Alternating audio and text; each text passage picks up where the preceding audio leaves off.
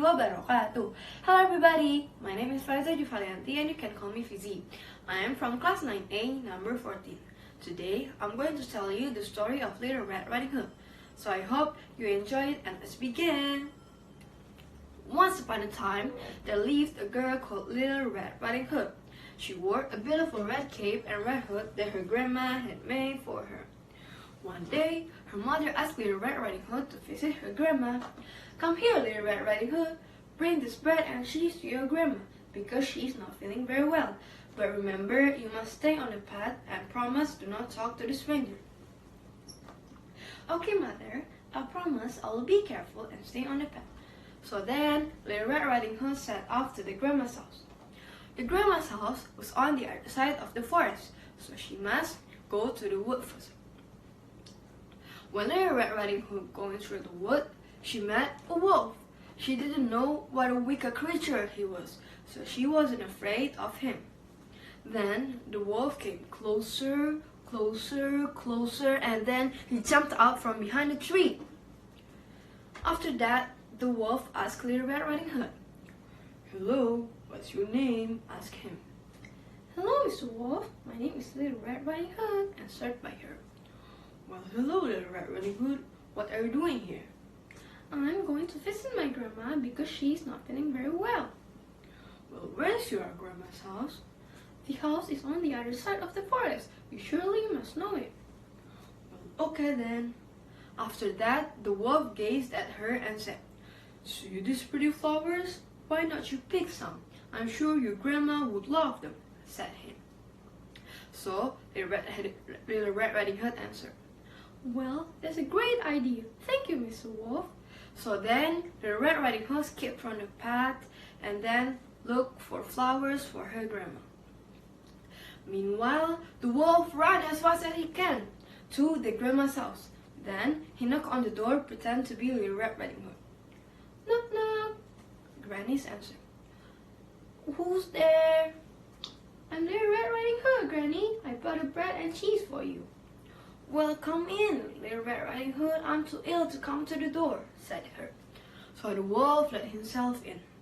Poor Granny didn't have time to say anything before the wolf gobbled her up.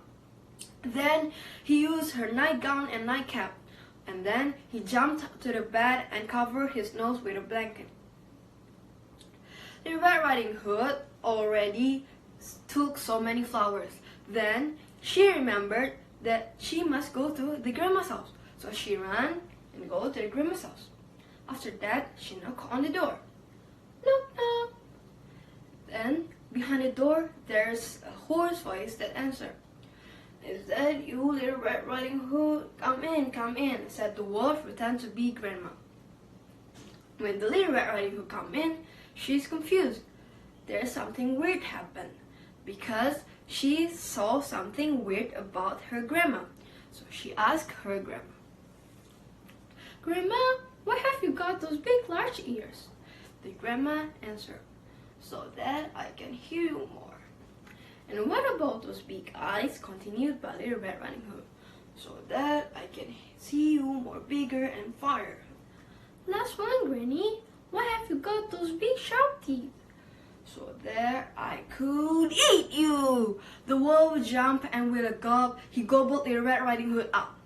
Then, "Yummy," he said by patting his tummy. Luckily, there's a forest ranger who came to rescue them.